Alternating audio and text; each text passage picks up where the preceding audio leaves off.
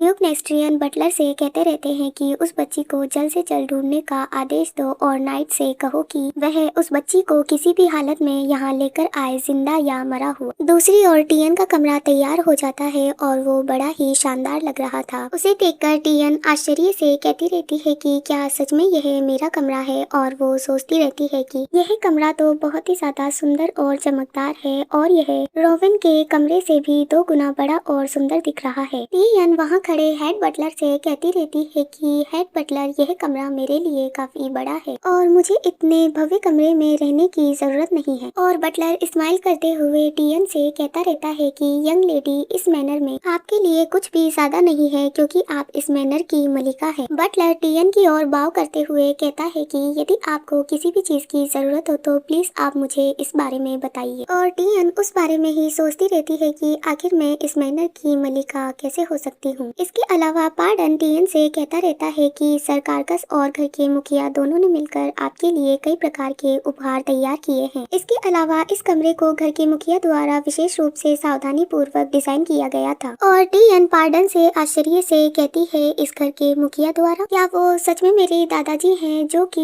Lord आल्फियस है? यह सुनकर टियन को उस दिन की याद आती है जिस दिन उसने सुना था कि वो उसे मारने वाले हैं। यह सोचकर टियन घबरा जाती है और वो झिझकते हुए पार्डन से कहती रहती है कि क्या सच में आपको लगता है कि घर के मुखिया मुझसे नफरत करते हैं? और यह सुनकर बटलर स्माइल करते हुए कहता है कि ऐसा बिल्कुल भी नहीं है, वह आपकी बहुत ज्यादा परवाह करते हैं। पार्डन सोचते रहते हैं कि उसे बहुत कुछ सहना पड़ा होगा, तभी तो वह सभी बड़े पुरुषों से डरती है। पार्डन टियन से कहते रहते हैं कि वह अभी बाहर हैं, लेकिन जब वह अपना काम खत्म कर लेंगे तो वो आपसे मिलने जरूर आएंगे। और यह सुनकर टियन घबरा जाती है। टियन सोचती रहती है कि क्या आगे सब सही होगा, और उन्होंने इस तरह के शब्द कहे थे, क्या सच में वो मेरे ग्रैंडपा है और मेरी परवाह करते हैं? कुछ दिन बीत जाने के बाद में टियन अपने ग्रैंडफादर से मिलने आती है और वो दरवाजा खोलते हुए कहते हैं कि टियन अंदर आ जाओ। लॉर्ड आल्फियस स्माइल करते हुए टियन से कहते रहते हैं कि मैंने पार्डन से सुना कि क्या आपको ऐसा लगा कि मैं आपको नापसंद करता हूँ, और मैंने आपको यहाँ इसीलिए बुलाया है ताकि मैं आपकी गलतफहमी को दूर कर सकूं। लेकिन अपने ग्रैंडफादर की बातों को सुनकर टियन घबराने लगती है और यह देखकर लॉर्ड आल्फियस कहते रहते हैं कि आखिर आप इतना घबरा क्यों रही हैं? टियन घबराती रहती है और उसकी आंखों में आंसू आते रहते हैं। वो धीरे धीरे बड़बड़ाते हुए कहती है कि क्या क्या आप मुझे मारने वाले हैं? यह सुनकर लॉर्ड आल्फियस शॉक हो जाते हैं और वो सोचते रहते हैं कि आखिर वो मरने के बारे में बात क्यों कर रही है। कहीं ऐसा तो नहीं है कि उसने उनके और कार्कस के बीच की बातों को सुन लिया था, जहाँ वो कहते रहते हैं कि वो उन लोगों को मार डालेंगे। और लॉर्ड आल्फियस धीरे धीरे टियन की ओर बढ़ते हैं और वो उससे कहते रहते हैं कि मुझे लगता है कि हमारे बीच कोई गलतफहमी हुई है। और उन्हें अपनी ओर आता देखकर टियन और दूर जाने लगती है। ग्रैंडफादर अपने घुटने पर बैठ जाते हैं और वो टियन से स्माइल करते हुए कहते रहते हैं कि यह कुछ ऐसा था जो मैंने आपके नाना जी के बारे में कहा था। मैं अपने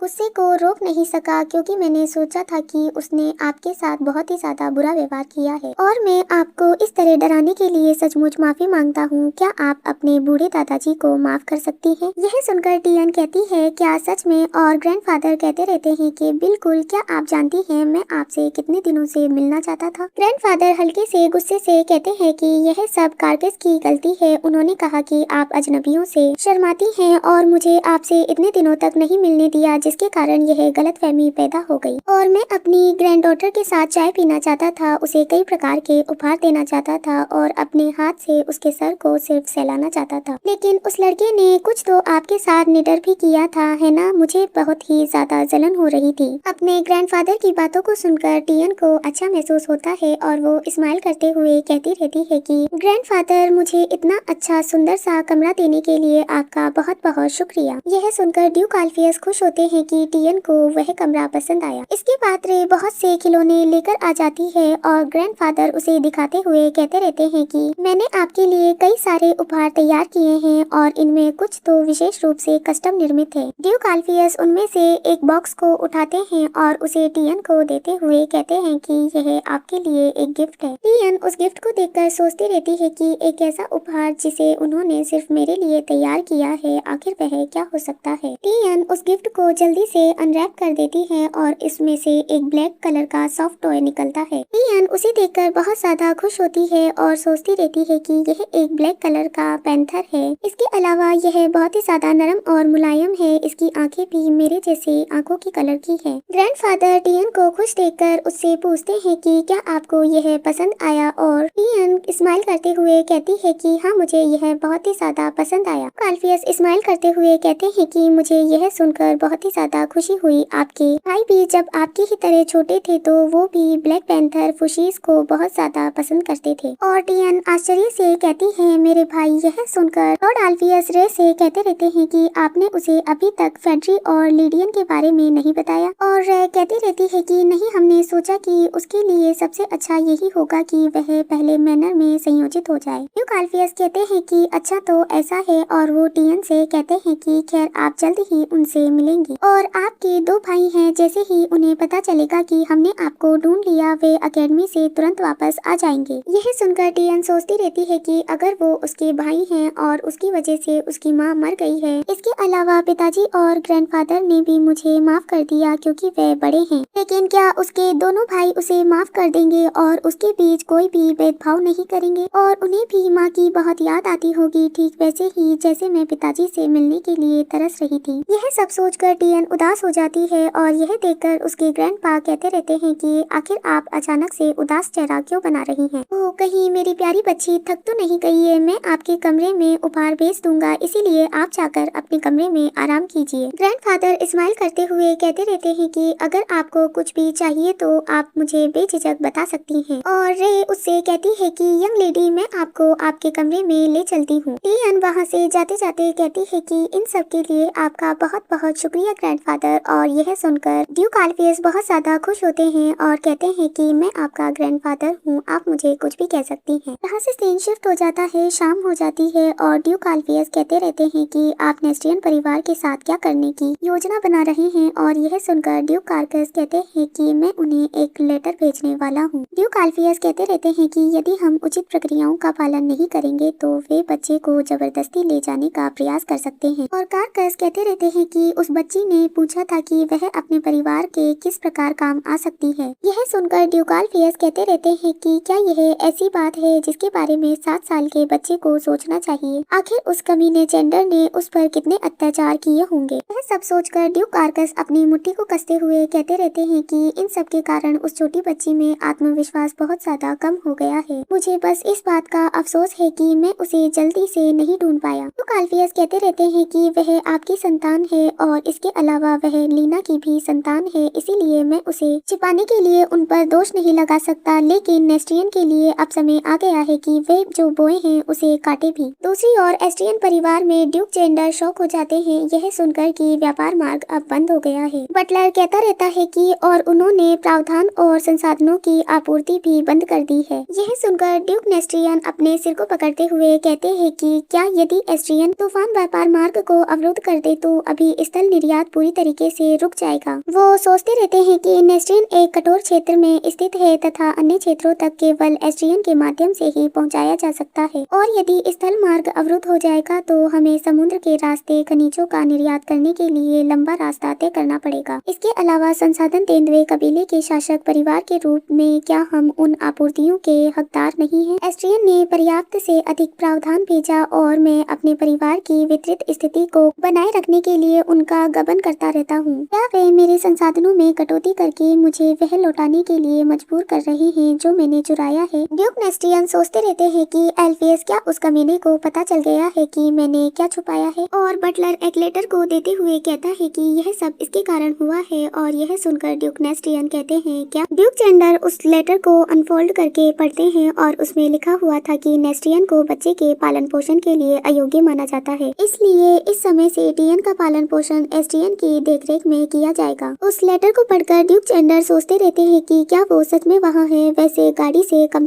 3 दिन की यात्रा तो करनी ही पड़ती है वहाँ तक पहुँचने के लिए, आखिर यह कैसे संभव हो सकता है? इसके बाद अचानक से उसे याद आता है कि उस दिन वो जब उस मैनर में भाग गई थी जहाँ मेहमान रुके हुए थे, और कहीं ऐसा तो नहीं कि वो शाही बग्गी में बैठकर वो वहाँ से चली गई और वो उन्हें उसके साथ ले गए। ड्यूक जेंडर इन सब बातों को सुनकर उस लेटर को कसके अपनी मुट्ठी में पकड़ते हैं और सोचते रहते हैं कि यह ऐसे ही हुआ होगा क्योंकि इसके अलावा यहाँ से जाने का और कोई रास्ता नहीं है। मुझे इस बात का विश्वास है कि उस उस बेकार बच्ची ने लेफ्टिनेंट से कुछ कहा होगा जिसके कारण वे उसे एसडीएन की ओर ले गए होंगे। मुझे लगता है कि यह बात जल्द ही एम्पायर तक भी पहुंच जाएगी। ड्यूक चैंडर बटलर से कहते रहते हैं कि सब बेकार हो गया, आखिर आपने उसे यहाँ से भागने कैसे दिया। और यह सुनकर बटलर झुकते हुए कहता रहता है कि इसके लिए मुझे माफ कर दीजिए। चैंडर चिल्लाते हुए कहते रहते हैं कि तुरंत बाहर जाओ और जायरा को नौकरी से निकाल दो और उन सब नौकरानियों को सजा दो जो इसकी जिम्मेदार हैं। इसके अलावा उनमें से हर एक व्यक्ति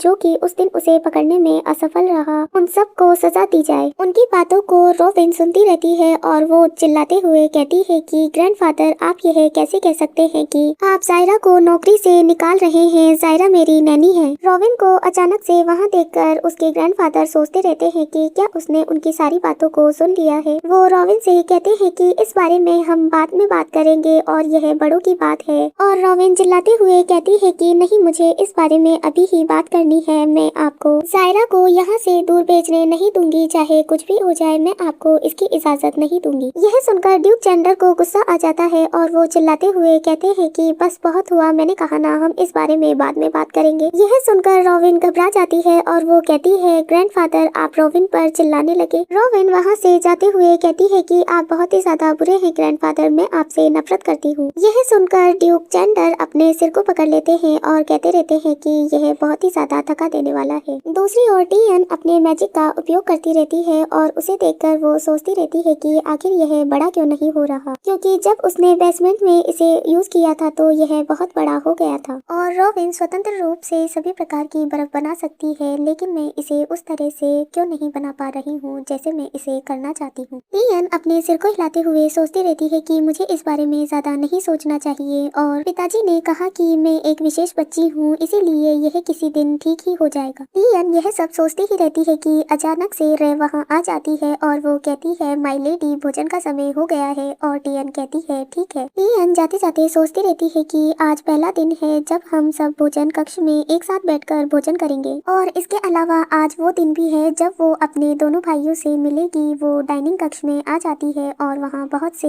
भोजन रखे हुए थे। लॉर्ड कार्सेस टीएन को अपनी ओर बुलाते हुए कहते हैं कि टीएन यहाँ मेरे पास आकर बैठ जाओ। और टीएन कहती है ठीक है। टीएन अपने पिता के पास वाली सीट पर जाकर बैठ जाती है और सामने वाले बच्चे को देखती रहती है। वो उसे हेलो कहते हुए कहता है कि तो वो आप हैं जो मेरी छोटी बहन है। उस बच्चे का नाम फेड्री एस्टियन है। और टीएन हेलो कहते हुए कहती है कि मेरा नाम टीएन है और मैं 7 साल की हूँ। और दूसरा वाला बच्चा जिसका नाम लेडियन एस्टियन है वो कहता है कि क्या यह मेरी बहन है, यह कितनी छोटी सी है। यह सुनकर टीएन शॉक हो जाती है और फेड्री कहता रहता है कि लेडियन अपने शब्दों पर ध्यान दो, अपनी बहन के बारे में इस तरह की बात कौन कहता है, यह अनुचित है। लेडियन कहता रहता है कि लेकिन यह कितना अजीब है ना, इसकी फर स्नो पैंथर की है और इसकी आइज ब्लैक पैंथर की। और आमतौर पर वैसे भी मिश्रित प्रोड्यूसन में भी केवल एक ही माता पिता की उपस्थिति विरासत में मिलती है। सुनहरी आंखें और सफेद बाल, यह सचमुच कितना असामान्य है। यह एक हाफ ब्रीड है और आप उन डरावनी आंखों से आखिर क्या देख रही हैं। यह सुनकर टीएन सोचती रहती है कि इसका मतलब मैं एक हाफ ब्रीड हूँ और यह मैं देख सकती हूँ कि मेरा स्वभाव मिश्रित है।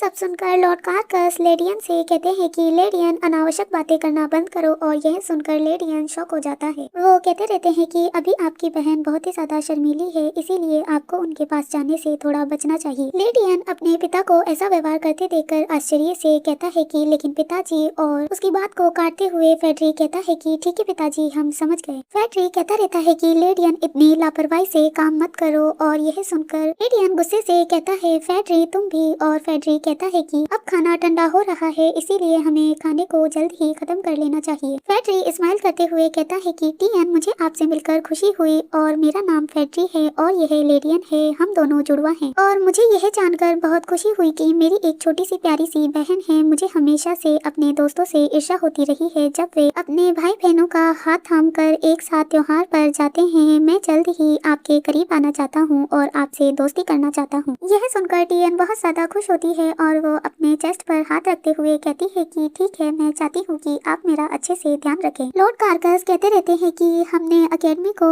स्थिति से अवगत करा दिया है, इसीलिए आप सभी कुछ समय के लिए एक साथ रहेंगे, इसीलिए आप जितना चाहे समय ले सकते हैं और एक दूसरे को जान सकते हैं। यह सुनकर टीएन कहती है ठीक है पिताजी। और लेडियन खाना खाते हुए सोचता रहता है कि क्या सच में अब हमें यह सब करना होगा। वो दोनों कॉरिडोर से गुजरते रहते हैं और लेडियन कहता रहता है कि क्या आपने नहीं कहा था कि बहन होना कष्टकारी होगा। फैक्ट्री कहता है कि यह मैंने आपके जैसे भाई के लिए कहा था और लेडियन कहता रहता है कि आखिर मैं आपका भाई कैसे हो सकता हूँ क्योंकि हमारा जन्म एक ही दिन हुआ था। फैक्ट्री लेडियन की बातों पर कोई ध्यान नहीं देता है। यह देखकर लेडियन गुस्से से कहता रहता है कि क्या आप मेरी बातों पर बिल्कुल भी ध्यान नहीं दे रहे हैं। फैक्ट्री स्माइल करते हुए कहता है कि वह हमारी छोटी बहन है जिससे हम अभी अभी मिले हैं, है ना, और इसीलिए आपको उसके साथ अच्छा व्यवहार करना चाहिए और उसके साथ मिलजुल कर रहना चाहिए। फैक्ट्रिक बड़बड़ाते हुए पीछे से कहता रहता है कि वैसे भी आपको मुझे यह बताने की जरूरत नहीं है कि मुझे उसके साथ अच्छा व्यवहार करना चाहिए, ठीक है। फैक्ट्री सोचता रहता है कि एस्ट्रियन में सबसे युवा वो छोटी लड़की है जो मुश्किल से ठीक हुई थी और उसे पैतृक परीक्षण के परिमाण की पुष्टि होने से पहले ही स्वीकार कर लिया गया, एक अजीब तरह से परिपूर्ण उपस्थिति के साथ, जैसे कि किसी ने जानबूझकर इसे तैयार किया हो, जो कि स्नो लेपर्ड और ब्लैक पैंथर का मिश्रण है। इसके अलावा वह बहुत ही ज्यादा नाजुक दुबली पतली आकृति जो स्वाभाविक रूप से सहानुभूति जागृत करती है, किसी को संदेह क्यों नहीं होता। इसके अलावा फादर और ग्रैंडफादर वे इतने खुश हैं कि उन्हें समझ में नहीं आ रहा कि क्या करें, और लिडियन भी ऐसा अभिनय कर रहा है जैसे कि वह इन सब से काफी ज्यादा खुश है। इसके अलावा सबसे बड़ी बात यह है कि उसके पास लाइट एबिलिटी है। दुष्ट देवता और फियो का अभिशाप सभी लेपर्ड को लगा हुआ है और यह पीढ़ी दर पीढ़ी चलता आ रहा है, और यदि आप अपनी क्षमता का बहुत अत्यधिक उपयोग करते हैं तो आप अपना दिमाग खो बैठेंगे और पागल हो जाएंगे, और उससे भी आगे कहा जाए तो यह पूरी तरीके से पागलपन है, और वह व्यक्ति जो किसी भी अन्य व्यक्ति की तुलना में अति गंभीर प्रकार के पागलपन के साथ पैदा हुआ है वो और कोई नहीं, मैं स्वयं हूँ। क्या सच में वो बच्ची इस श्राप को हटा पाएगी जिसके पास की लाइट एबिलिटी की महान शक्ति है। फैक्ट्री सोचता रहता है कि यह किस प्रकार की बकवास है जिससे कि हर कोई धोखा खा रहा है और उस पर विश्वास कर रहा है, और इसके अलावा वो अपने इस छोटे से मासूम से रूप को दिखाकर एस्ट्रियन परिवार को धोखा दे रही है, और मैं किसी भी प्रकार से उसकी मासूमियत से मूर्ख नहीं बनने वाला हूँ।